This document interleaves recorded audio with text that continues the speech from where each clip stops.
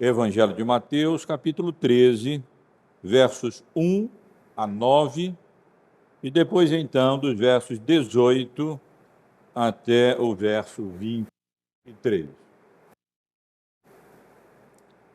Diz assim, irmãos, essa porção da palavra de Deus. Naquele mesmo dia, saindo Jesus de casa, assentou-se à beira-mar. E grandes multidões se reuniam perto dele, de modo que entrou num barco e se assentou, e toda a multidão estava em pé na praia. E de muitas coisas lhes falou por parábolas e dizia: Eis que o semeador saiu a semear. E ao semear, uma parte caiu à beira do caminho, e vindo as aves, a comeram.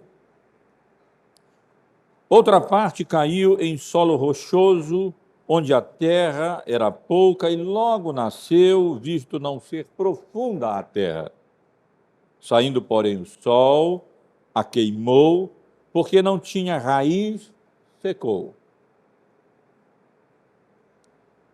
Outra caiu entre os espinhos, e os espinhos cresceram e a sufocaram. Outra, enfim, caiu em boa terra, deu fruto a 100, a 60 e a 30 por um. Quem tem ouvidos para ouvir, ouça. Verso 18. Atendei vós, pois, a parábola do semeador. A todos os que ouvem a parábola do reino, a palavra do reino, e não a compreendem, vem o maligno e arrebata o que lhes foi semeado no coração. Este é o que foi semeado à beira do caminho. O que foi semeado em solo rochoso, esse é o que ouve a palavra e a recebe logo com alegria, mas não tem raiz em si mesmo, sendo antes de pouca duração. Em lhe chegando a angústia ou a perseguição por causa da palavra, logo se escandaliza. O que foi semeado entre os espinhos é o que ouve a palavra, porém, os cuidados do mundo, a fascinação das riquezas e a fascinação das riquezas sufocam a palavra e fica infrutífera. Mas o que foi semeado em boa terra é o que ouve a palavra e a compreende. Este frutifica e produz a 100, a 60 e a 30 por. Meus irmãos, uma das características das parábolas bíblicas é que elas não apenas precisam ser interpretadas e compreendidas, mas elas também nos interpretam. À medida em que nós compreendemos as parábolas bíblicas, elas como que revelam a nossa condição e a nossa situação diante de Deus. Quando nós pensamos que nós estamos interpretando as parábolas e compreendendo as parábolas, na realidade, nós é que estamos sendo interpretados pelas parábolas. E não apenas nós compreendemos as parábolas, quando nós as compreendemos, mas nós nos compreendemos, passamos a perceber e a compreender a nossa situação, a nossa condição e o nosso estado. No domingo passado eu mencionei entre as parábolas do Antigo Testamento, a parábola que Natã contou ao rei Davi, depois de que ele havia adulterado com Batseba mulher de Urias. Parece que Davi não havia percebido, não havia compreendido o seu pecado, a natureza da sua falta, a vileza do seu coração. Mas quando Natã foi a ele contou aquela pequena parábola sobre um homem rico que tinha muitas ovelhas e muito gado, e um homem pobre que tinha apenas uma cordeirinha que tratava com todo carinho, vivia com eles, com seus filhos, dentro da sua própria casa. Mas que chegando um viajante à casa do homem rico, ao invés de ele tomar um dos seus bois ou de uma das suas ovelhas e sacrificá-las e assim oferecer alimento aos seus hóspedes, ele então tomou aquela cordeirinha do homem pobre, do seu vizinho, e a sacrificou e a matou. E aplicou-a à vida ao próprio Davi, dizendo: tu és o homem. Davi foi interpretado pela parábola. E ele então veio a se convencer, a ser convencido de que ele havia pecado e que deveria se arrepender e ser colocado diante do Senhor. Assim, meus irmãos e irmãs, agem as parábolas. Quando nós pensamos que nós estamos entendendo-as, elas, na verdade, e interpretando as parábolas, quando, pela graça de Deus, nós de fato as compreendemos, elas é que nos interpretam, elas é que revelam a situação e a condição do nosso coração. No domingo passado, nós demos início ao nosso estudo dessa seção compreendida no capítulo 13, onde encontramos 8 parábolas do Senhor que foram narradas pelo Senhor Jesus Cristo. Em outros capítulos seguintes, capítulos 21, 22, 24 e 25, encontramos várias outras parábolas que Jesus contou, como consideramos aqui, não apenas com o propósito de ilustrar o seu ensino e revelar verdades espirituais, mas também até para ocultá-las e escondê-las daqueles que são duros de coração e não querem, na verdade, não estão dispostos a ser ensinados pelo Senhor Jesus Cristo.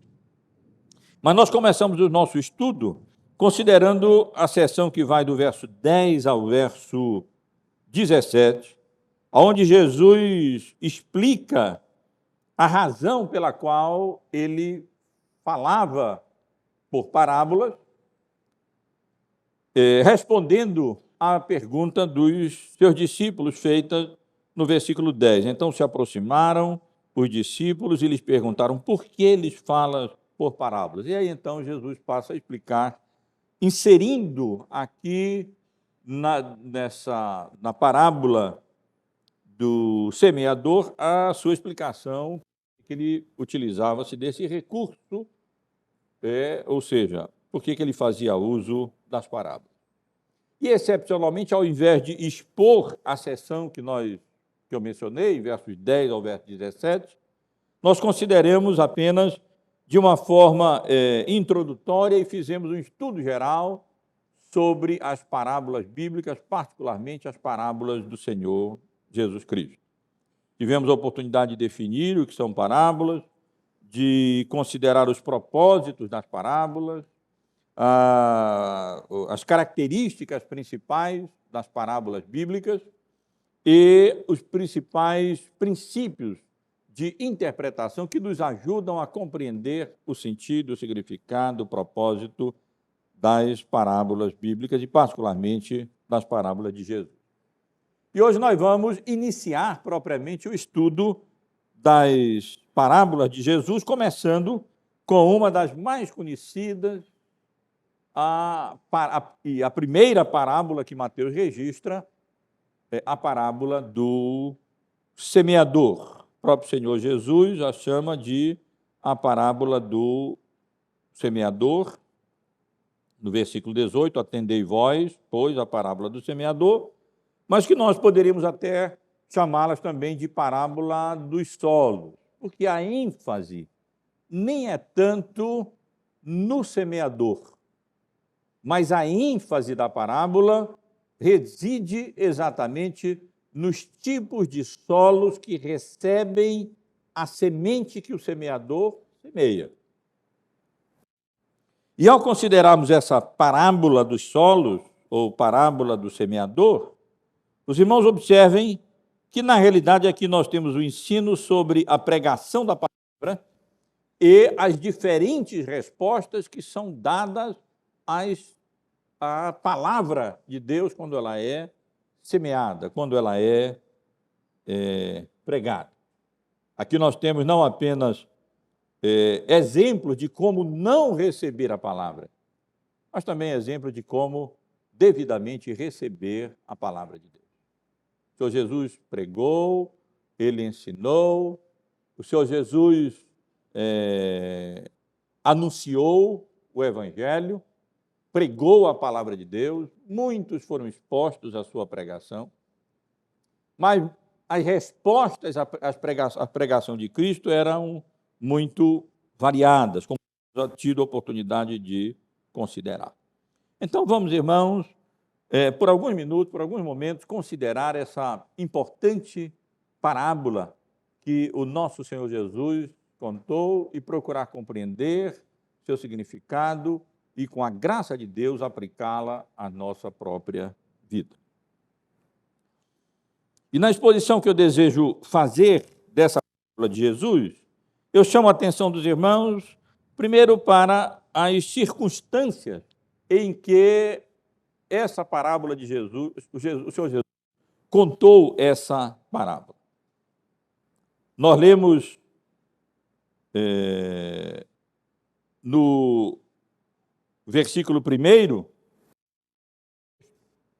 que naquele mesmo dia, o Senhor Jesus, então, saindo da casa onde ele se encontrava, ele se assentou à beira-mar. Naquele dia, a pergunta logo nós fazemos, que dia?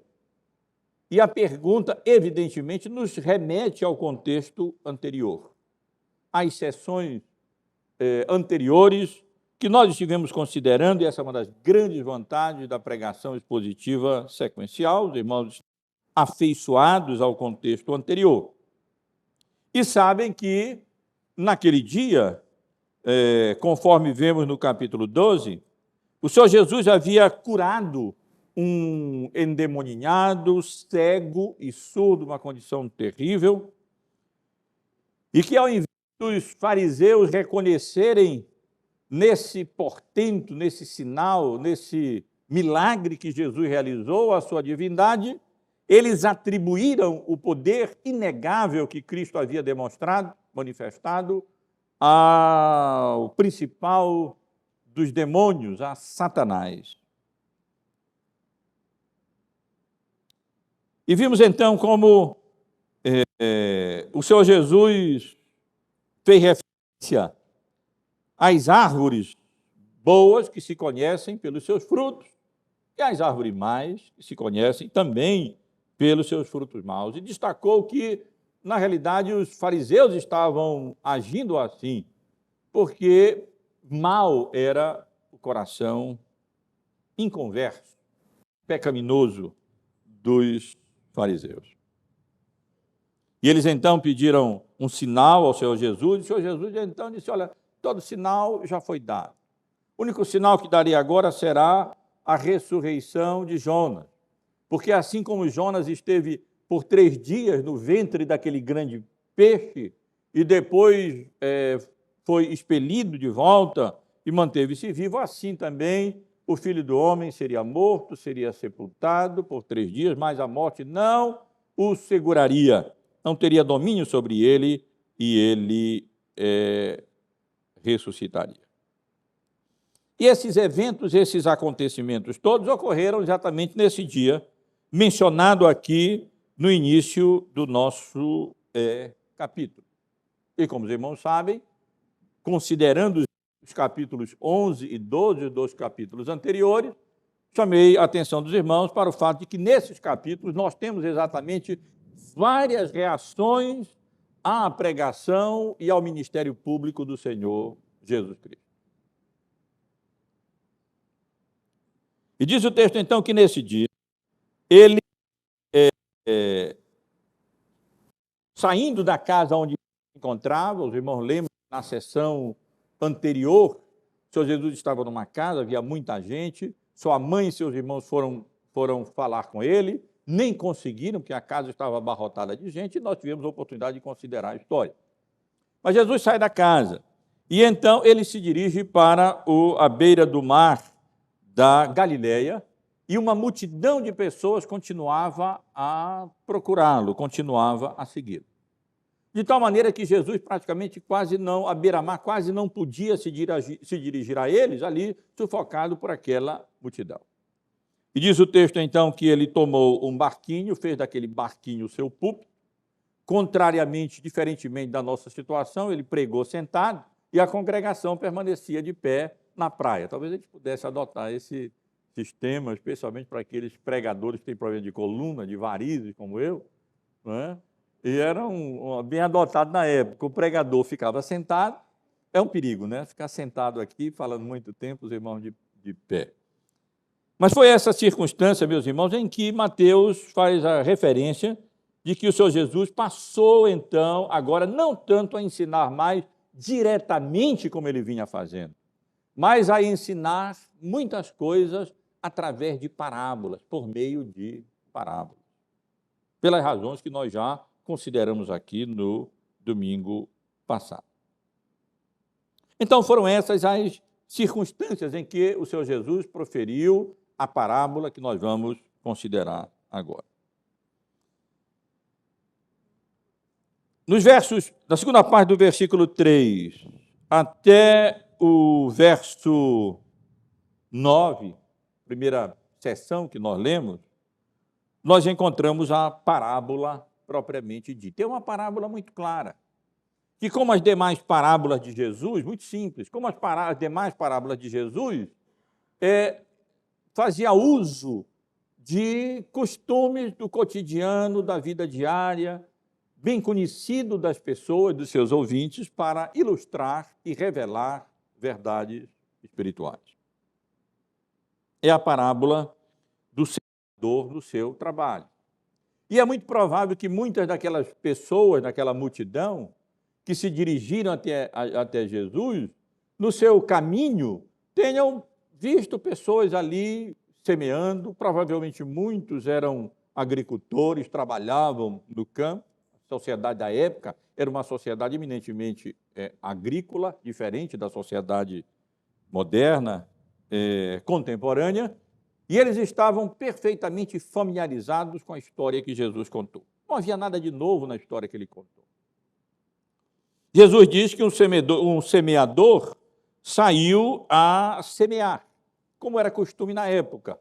Os semeadores tomavam uma sacola com a semente pendurada aqui aos ombros, e então eles saíam semeando a semente pelo campo, andando e jogando a semente e semeando a semente ia caindo, então, sobre a terra. Mas, evidentemente, que havia um local onde o semeador costumava andar. E diz o texto, então, que parte da semente, inevitavelmente, caía naquele solo pisado no caminho, aonde as pessoas andavam, os semeadores andavam, circulavam, não apenas eles. Como nós vimos aqui em uma determinada situação, o Senhor Jesus estava andando entre as plantações de espiga, quando os seus discípulos, então, tomaram algumas espigas e as debulharam com a mão e passaram a comer, no sábado, quando se dirigiam provavelmente à sinagoga. Então, era comum que aqueles caminhos fossem normalmente utilizados pelos transeuntes que iam de um determinado lugar para outro lugar. E aqueles caminhos, então, se tornavam bastante pisados e duros, e chovia, e vinha o sol. E os irmãos podem imaginar, então, como a terra ali ficava bem batida e se tornava rígida e dura, como se fosse um cimento, um concreto. E parte da semente, então, diz o Senhor Jesus na sua parábola, caiu ali na beira do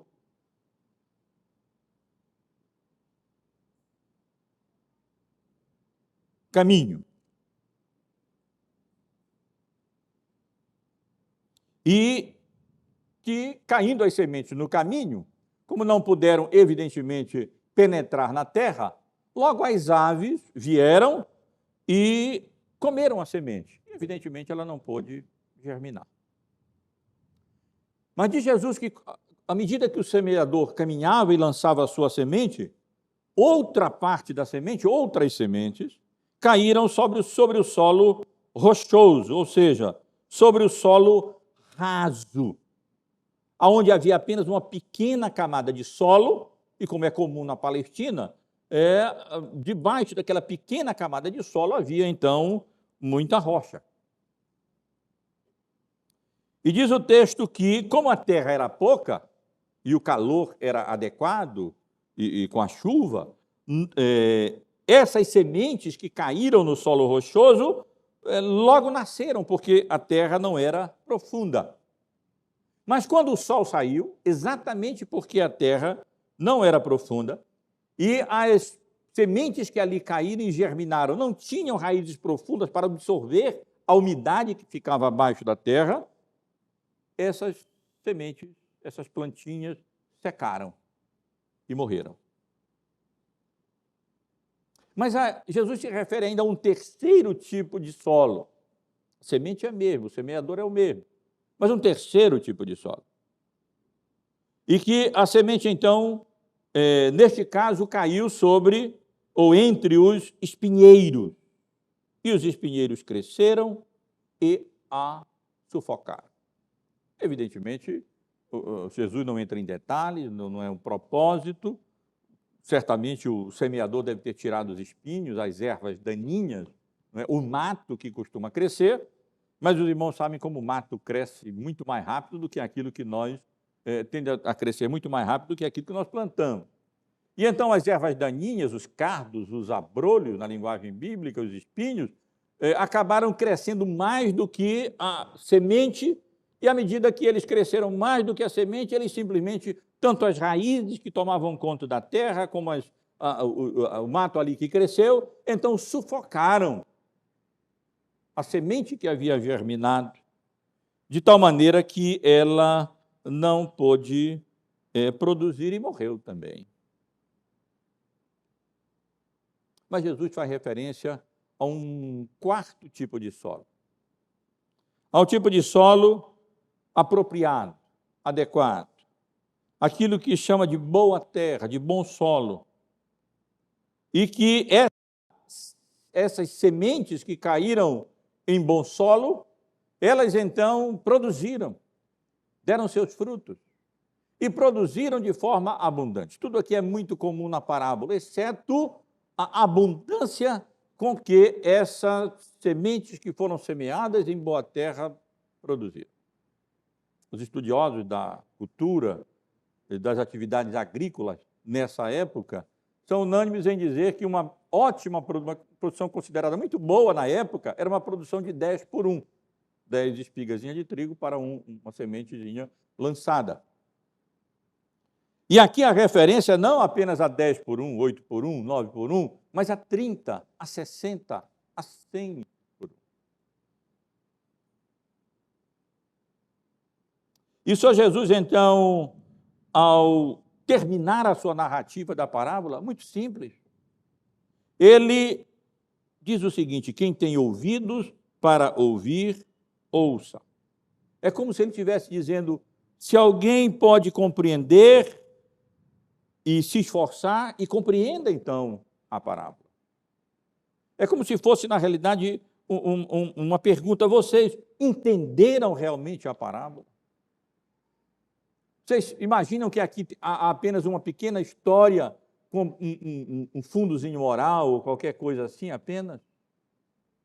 E graças a Deus, meus irmãos, pelo menos nessa parábola, nós não somos deixados à nossa própria responsabilidade para interpretar e compreender a parábola. O Senhor Jesus a interpretou para os seus próprios, para os seus discípulos.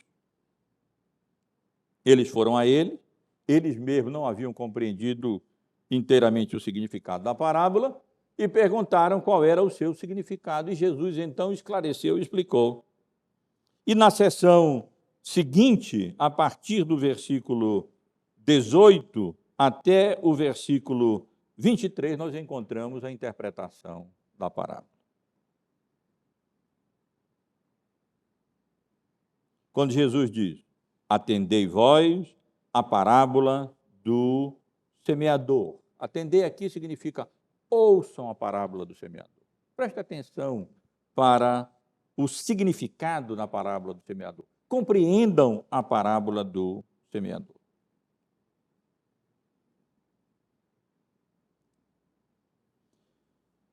E os principais personagens aqui são o semeador. Mateus não diz aqui quem é o semeador. Jesus não menciona nessa circunstância. Mas na parábola, em uma das parábolas seguintes,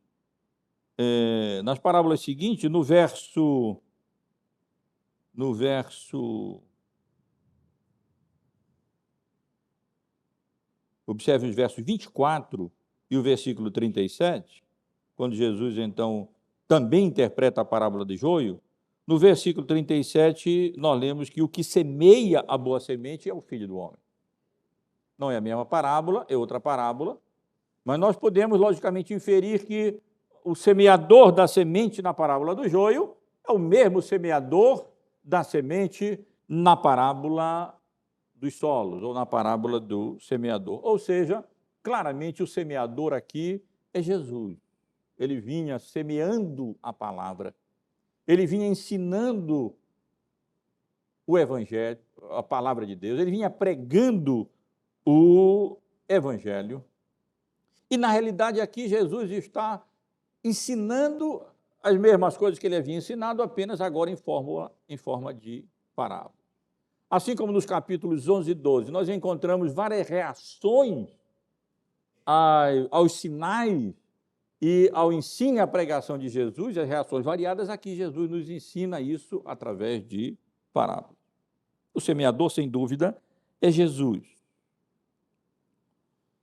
A semente, o texto deixa claro, é, como lemos no versículo 19, a palavra do reino. E a todos os que ouvem a palavra do reino. No Evangelho de Marcos, nós lemos no capítulo 4, no versículo 14, que a semente é a palavra.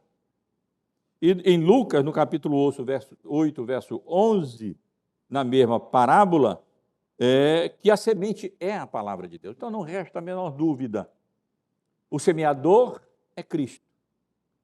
E a semente semeada pelo semeador é a palavra de Deus, é a sua palavra, é o Evangelho, que para nós, hoje, é a Bíblia Sagrada, a revelação da vontade de Deus.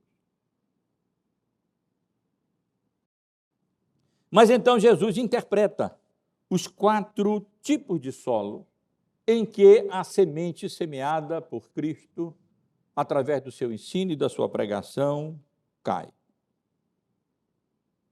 E ele diz que o solo pisado, o solo duro, aquele solo batido, por onde andava o semeador e os transeuntes, representa na sua palavra os ouvintes desatenciosos, os ouvintes que não compreendem a palavra. E não compreendem a palavra porque eles não estão interessados na palavra. São os ouvintes desatenciosos, ou os ouvintes desinteressados. São aqueles que não unem, ao ouvir a palavra, a fé em Cristo, para então se apropriar da palavra pregada, para que ela possa então agir e operar no seu coração. A pregação do Evangelho é como se fosse uma comida pronta e colocada na mesa, e que não fará, na realidade, bem nenhum à nossa alma, ao nosso coração, se nós não comermos a comida e não a digerirmos, para assim podermos usufruir dos seus nutrientes para a nossa vida. Nós lemos em Hebreus, no capítulo 4, no versículo 2, de que é preciso associar aquilo que nós ouvimos à fé, sem o que aquilo que nós ouvimos, nós não aproveitamos, se não for ouvido com fé, com atenção, com reverência, com a intenção sincera de compreender aquilo que está sendo anunciado, pregado, e de modo a refletirmos aquilo para o nosso próprio bem, para a edificação da nossa vida. E Jesus deixa claro que essa semente, que esse solo, o solo duro do caminho, representa aqueles que ouvem a palavra de Deus e que recebem a palavra, mas não a compreendem, não estão interessados nela, não estão preocupados realmente com isso. E, portanto, logo vem o maligno, logo vem o diabo e arrebata aquela palavra anunciada, aquela palavra pregada, de tal maneira que ela não poderá fazer fruto nenhum, não poderá germinar e muito menos produzir fruto algum. E aqui Jesus ilustra o tipo de várias pessoas que são expostas à pregação do Evangelho. Elas ouvem por ouvir, desinteressadas, a preocupação está noutra coisa, como vai ser o trabalho amanhã, hoje se dá para sair, chegar um pouco mais cedo, quem sabe para ver o jogo ou alguma coisa lá.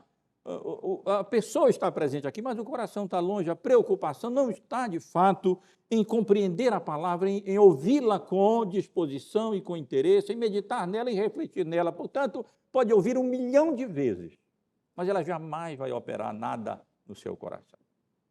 E volto a insistir, o semeador é o mesmo, é Cristo. A semente é a mesma, é a palavra ensinada e pregada. Mas ela simplesmente não pode sequer germinar em corações endurecidos e refletidos, que não consideram, que sinceramente não estão dispostos a crer, muito menos a refletir ou se preocupar com a palavra de Deus. E nós que pregamos o Evangelho estamos acostumados a ouvir e a identificar faces que, na verdade, estão presentes, mas a mente está longe, eles não estão interessados, na verdade, naquilo que está sendo anunciado e pregado. E não é à toa que o diabo venha e que ele roube a palavra anunciada, de modo que ela não consegue penetrar no coração endurecido, nas mentes irrefletidas e absolutamente desinteressadas naquilo que está sendo anunciado e pregado. É impossível que essa semente penetre no solo e que germine, e muito menos que produza fruto. Mas Jesus continua na sua interpretação das parábolas, da sua parábola, e diz que o solo rochoso é, na realidade, um solo superficial. Representa aqueles ouvintes emocionais, eufóricos, entusiastas, mas superficiais. A palavra é pregada, eles são interessados, são geralmente pessoas interessadas nas coisas, religiosas muitas vezes, e, portanto, recebem a palavra com interesse, com avidez, com alegria, imediatamente. É o que ele diz. O que foi semeado em solo rochoso, esse é o que ouve a palavra e a recebe logo com alegria. Mas diz ele que, não tendo raiz, sendo raso o solo e não tendo raiz em si mesmo, sendo antes de pouca duração, em lhe chegando a angústia ou a perseguição por causa da palavra, logo se escandaliza, tropeça, cai, abandona a sua profissão, se desvia do caminho em que estava percorrendo, do caminho que estava andando. Esses são aqueles que alegram-se com a palavra, mas não a compreendem realmente, nem a aplicam à sua própria vida. Não permitem que a palavra seja enraizada no seu coração. E, portanto, por uma série de razões, eles acabam,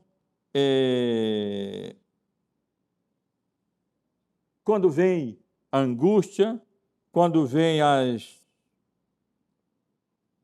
provações, como diz Lucas, na sua narrativa da parábola, no capítulo 8, no versículo 13, ou as perseguições, ou as dificuldades próprias da vida cristã, tendo aquela ideia não bíblica de que a vida cristã é um mar de rosas, muitas vezes até ensinada, essa é a ideia, esse é o ensino, muitas vezes, em muitos púlpitos, nas igrejas evangélicas hoje, na teologia da prosperidade, como se aqueles que se entregam a Cristo como seu Salvador, a partir daquele momento, tudo estará bem na sua vida, serão bem-sucedidos, receberão, ficarão, seus negócios prosperarão, a sua saúde será restabelecida. Os irmãos sabem muito bem como esse é o ensino ainda hoje. E como Jesus, como que se antecipando a esse tipo de ensino, ele faz referência àqueles ouvintes, que nós conhecemos muito bem também. São pessoas religiosas, animadas, alegres, de início, logo elas recebem a palavra com muita festa, com muita pompa, com muita alegria. Mas quando vem o sofrimento, quando vem as provações, quando vêm as angústias típicas da vida cristã, quando surgem as provações, elas não têm a palavra de Deus realmente compreendida, não foi realmente compreendida, ela não enraizou realmente, sinceramente, no seu coração, de tal modo que aí se desviam, entre aspas, do Evangelho, porque nunca, na verdade, estiveram no Evangelho. E abandonam a Cristo, abandonam a igreja, voltam para o mundo, porque preferem a vida confortável no mundo, sem oposição, sem dificuldade, sem as perseguições próprias daqueles que amam a Cristo, que têm compromisso com a sua palavra e com a verdade, e que querem, de fato, viver genuinamente para o louvor, para a honra e para a glória do seu nome. Eles estão interessados nas bênçãos do Evangelho, nos privilégios do Evangelho, mas não em servir a Cristo e pagar o preço do discipulado cristão. O terceiro solo, Jesus explica, o solo espinhoso, é o do mato que cresce, se refere aos ouvintes mundanos, em quem a semente espiritual, na realidade, não pode frutificar por causa das suas preocupações diárias com as coisas da vida e com a fascinação das riquezas, do sucesso, da carreira, do prazer, da aparência. Eles ouvem a palavra como que germina, começa a nascer, só que ela encontra competição. E a competição reside exatamente nessas outras coisas do mundo. Às vezes, preocupações até legítimas, mas num grau e numa proporção absolutamente indevidas, não condizentes com aqueles que confiaram sua vida a Cristo e que sabem que Ele conduzirá a nossa vida de acordo com a sua vontade soberana e suprindo as nossas necessidades, como supre as necessidades dos lírios do campo e dos passarinhos do céu. Marcos, no texto paralelo, acrescenta as demais ambições. E Lucas acrescenta aqui os deleites da vida. Não apenas, como lemos aqui, os cuidados do mundo e a fascinação das riquezas, que tornam a palavra infrutífera, mas fazem referência às demais ambições, aos deleites da vida. E o retrato que Jesus traça aqui é outra classe de pessoas, outro tipo de pessoas muito bem reconhecidas também. Elas parecem ter interesse no Evangelho. Elas parecem receber bem a palavra. E a palavra parece estar, de fato, germinando no seu coração. Mas outras coisas crescem mais do que o trigo, do que a palavra na sua vida. Elas estão mais interessadas e preocupadas em alcançar riquezas, elas estão mais preocupadas com o que elas vão vestir amanhã, como é que elas vão comer, como é que está sendo o trabalho, o que é que eles vão fazer, e os estudos, isso e aquilo outro.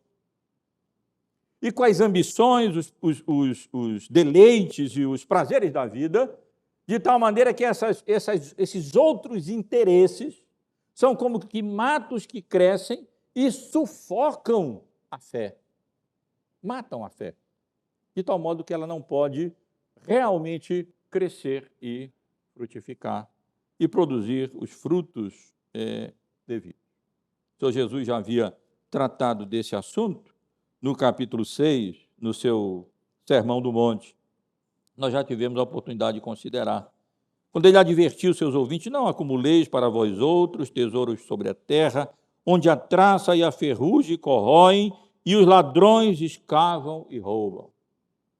Mas ajuntai para vós outros tesouros no céu, onde traça nem ferrugem corrói, e onde ladrões não escavam nem roubam. Porque onde está o teu tesouro, aí estará também o teu coração. Mais adiante ele diz: ninguém pode servir a dois senhores, porque ou há de aborrecer-se de um e amar ao outro, ou se devotará a um e desprezará o outro. Não podeis servir a Deus e a riqueza.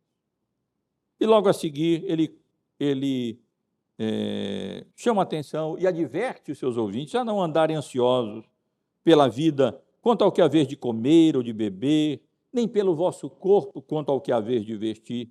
E diz: não é a vida mais do que o alimento e o corpo mais do que as vestes. Observai as aves do céu, elas não semeiam, não colhem, nem ajuntam em celeiros, contudo o vosso Pai Celeste as sustenta. Porventura não valeis vós muito mais do que as aves? E qual de vós, diz ele, pergunta a ele, por mais ansioso que esteja, pode acrescentar um côvado ao curso da sua vida? E depois, o Senhor Jesus adverte: porque, portanto, não vos inquieteis, dizendo que comeremos, que beberemos, ou com que nos vestiremos. Porque os gentios é que procuram todas estas coisas, pois vosso Pai Celeste sabe que necessitais de todas elas. E aí ele conclui: buscai, pois, em primeiro lugar o seu reino e a sua justiça, e todas as demais coisas vos serão acrescentadas.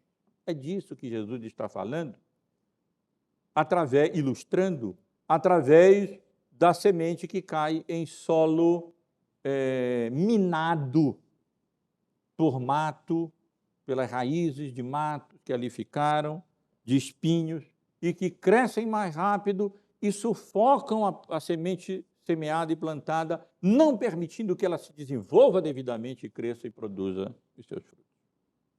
E aqui Jesus se refere a um tipo de pessoas que nós também conhecemos muito bem. Elas parecem interessadas, elas parecem até ir bem por um tempo, às vezes pouco tempo, às vezes até muito tempo. Mas os outros interesses são maiores. A preocupação com a carreira, com o salário, com o que vai ganhar, com a casa, com isso, com aquilo, com os prazeres, ou para usar a linguagem bíblica, as preocupações diárias, as fascinações da riqueza, as demais ambições, os deleites da vida, fazem com que aquele broto aparentemente tão promissor, ele seja sufocado num determinado momento e ele não chegue a produzir o fruto que deveria produzir. Mas graças a Deus, irmão, o Senhor Jesus faz referência ao quarto solo que ele havia mencionado. É o solo bom. Ou seja, os ouvintes atentos, os quais interessados e diligentes compreendem realmente a palavra pregada e a aplicam à sua própria vida. E mais, o que não compreendem, vão a Cristo, porque eles estão interessados e querem compreender. É interessante que, pouco adiante, nesse capítulo, no versículo 36, nós lemos: então, despedidas as multidões, foi Jesus para casa, e chegando-se a ele, os seus discípulos disseram: explica-nos a parábola do joio e do campo. O problema não é tanto não entender, é porque não tem o interesse de entender. Aqueles que têm fé, que são discípulos verdadeiros, eles querem compreender. E aí basta ir a Cristo e em oração suplicar a graça, e Ele então aplica a sua palavra à nossa vida, nos dando a compreensão salvífica do Evangelho, para que o Espírito Santo possa utilizar-se dele e assim levar as pessoas ao arrependimento, à convicção da sua iniquidade, do seu pecado, a terem revelado a sua condição, o seu estado, para que eles possam ir a Cristo, de fato, como o seu único, o seu suficiente Salvador. Na versão de Lucas, da parábola, no capítulo 8, no versículo 15, ele explica um pouco melhor, dizendo que aqui caiu em boa terra são os que, tendo ouvido, de bom e reto coração, retêm a palavra, estes frutificam com perseverança. Coração bom, coração reto, coração sincero, um coração realmente interessado em ouvir, em compreender e em aplicar a sua própria vida e em perseverar, em reter a palavra no seu coração. Esse é o que o Senhor Jesus chama de o bom solo. Aqueles que ouvem a palavra, aqueles que têm interesse sincero em ouvir a palavra, aqueles que unem o ouvir à fé, aqueles que compreendem realmente a palavra de Deus e se preocupam em mantê-la, retê-la, em perseverar na palavra de Deus, aplicá-la ao seu coração e aplicá-la sinceramente à sua própria vida, na sua vida diária e nas questões diárias. Estes, diz o Senhor Jesus, frutificam de forma variada. Nem todo crente frutifica da mesma maneira, mas de uma forma ou de outra, seja 30, 60 ou a 100 por um, é um fruto abundante, porque nós fomos criados de antemão para as boas obras, as quais Deus de antemão preparou para que nós andássemos nelas, de 30, 60 ou a 70 por um. Não importa a quantidade, o grau, a qualidade dos nossos dons, e nem mesmo, num certo sentido, uns são mais fiéis, outros um pouco menos, outros são mais piedosos, outros um pouco menos, mas é 30, 60 e 100 por um. E o Senhor Jesus dá muito valor à fé sincera, ainda que ela seja pequena, ainda que ela não seja nas mesmas proporções de outros que vão mais avante nesse caminho, que já têm andado mais do que outros que vêm depois. Esses, como eu disse, frutificam de forma variada, mais abundante, dando evidências reais de transformação na vida. Então, meus irmãos, essa é a parábola do semeador, ou a parábola do solo. Tão simples. Mas Jesus, ao contar essa pequena história, absolutamente comum e muito familiarizada, com a qual os ouvintes estavam absolutamente familiarizados. O semeador semeando a sua semente, caindo uma parte no caminho duro, no solo batido, duro, outra caindo no solo raso, rochoso, porque tinha rocha embaixo, outra cai num solo que estava minado com raízes de ervas que vão crescer e sufocar a planta, mas outra, graças a Deus, o Evangelho sempre é assim, cai em solo bom, há resposta positiva, as pessoas são convencidas da sua iniquidade, do seu pecado, são conduzidas ao arrependimento, confiam-se a Cristo como seu Salvador, e o Evangelho opera de fato nas suas vidas e podem produzir frutos, servindo a Deus com alegria no coração, e com empenho, com dedicação, com zelo, procurando andar de conformidade com a sua vontade revelada. Então, para concluir, meus irmãos, essa parábola de Jesus, desejo apenas ressaltar aqui algumas lições. Chamo a atenção dos irmãos para o fato de que, mais uma vez, como fiz no início, para o fato de que as parábolas não apenas clamam por interpretação, elas nos interpretam. Quando realmente compreendidas e aplicadas, elas nos confrontam e nos revelam. Elas manifestam a situação e a condição do nosso coração à luz do reino de Deus. Assim como Davi, diante da parábola da cordeirinha, contada por Natã, assim também nós somos colocados diante dessas parábolas que nos revelam diante de Deus. Ela nos revela, repito, e nos manifesta. É como se nós ouvíssemos Jesus nos dizendo, através dessa parábola, tu és o homem, ou tu és a mulher, ou tu és o jovem, aplicando-a à nossa própria vida. E a grande pergunta que essa parábola suscita a cada um de nós é essa: em que tipo de solo o seu coração se enquadra? Dentre aqueles mencionados aqui. Como você lê e ouve a palavra de Cristo? Os pregadores somos nós, ministros do Evangelho, mas a palavra não é nossa, é de Cristo. Apenas um tipo de solo produz frutos, ou seja, aqueles que ouvem atentamente e perseveram na palavra de Cristo.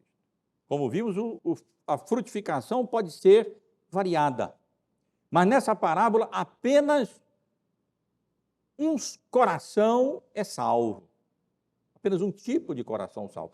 As outras palavras, nenhuma delas produzem fruto salvífico. Não importa, em última instância, se o diabo vem e rouba e a parábola sequer pode penetrar no coração, porque o solo é duro. Não importa se ela chega a germinar um pouquinho, aparenta germinar, e então logo seca e morre, porque não foi enraizada sinceramente no coração, de fato não foi compreendida e não fez efeito, não foi aplicada à vida.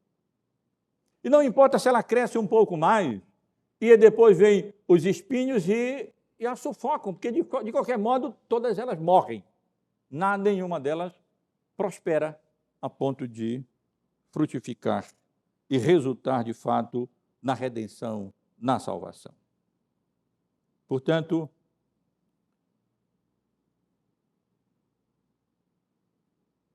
todos os demais solos, que não solo bom e produtivo, eles na realidade resultam em nada.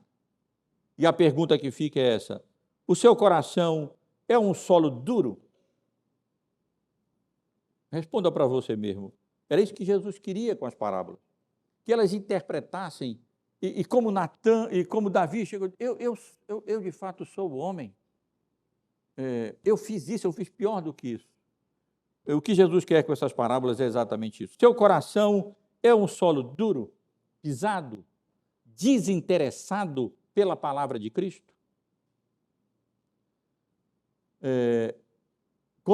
Roubada pelo diabo, mesmo antes que você chegue à porta da igreja, ou quem sabe até mesmo antes que o culto termine, ou que a mensagem termine, o diabo já roubou, porque você simplesmente não teve o menor interesse pela palavra. Se for assim, peça a Cristo que Ele amoleça o seu coração e o torne receptivo à palavra de Deus. Ou o seu coração é um solo raso, um solo sem raiz, apenas emocional, apenas aparente, mas que de fato não compreende e não aplica a palavra de Cristo ao seu coração e à sua vida. Se assim for, mais uma vez peça a Cristo que lhe dê tanto compreensão profunda, como o ajude pelo seu Espírito a aplicar a palavra ao seu coração e à sua própria vida, para que, quando vierem as provações e as tribulações, e elas virão sempre, e as dificuldades, as perdas, as lutas, as enfermidades, você não se escandalize e aquilo que você pensava ser uma vida espiritual promissora não dê, na realidade, em nada. Ou seu coração é um solo rochoso, é um solo espinhoso, cheio de mato, sufocado pelas ervas daninhas. O coração mundano, sufocados pelas preocupações da vida diária, com o sucesso profissional, com os estudos, com as riquezas, com as preocupações ordinárias do dia a dia, com a casa, com o lazer, com essas coisas que de fato tomam de tal maneira o seu interesse que a palavra e o evangelho ficam ali num cantinho escondido e acabam um dia, mais cedo ou mais tarde, sendo sufocada de tal maneira que ela venha a morrer. Se for assim, seja honesto consigo ou consiga mesmo e a Cristo e peça que Ele arranque as ervas daninhas e os espinheiros do seu coração. O mato do mundanismo, deixando você livre para produzir frutos espirituais para o seu próprio bem, para a promoção do reino de Deus e para o louvor, para a honra e para a glória do Senhor. Não tem nenhum propósito nós simplesmente ouvirmos uma parábola como essa, a explicação de Jesus, se ela não nos revelar, se ela não nos interpretar, se ela não nos fizer, como Davi, cair em si e dizer, eu sou o homem, ou eu sou a mulher, ou eu sou o idoso, ou eu sou o jovem, eu sou o solo rochoso, eu sou o solo espinhento, eu sou o solo superficial. E assim busque graça e misericórdia da parte do Senhor, para que a semente para que ele possa transformar o seu coração em boa terra, em terra interessada, em terra sincera, em terra que ouça com interesse a palavra de Deus, para que ela possa frutificar e agir de fato no seu coração, produzindo, quem sabe, a 30, a 60 ou quem sabe até a 100 por um. Na linguagem de Paulo, desenvolvei a vossa salvação com temor e tremor, porque Deus é quem efetua em vós tanto o querer como o realizar segundo a sua boa vontade.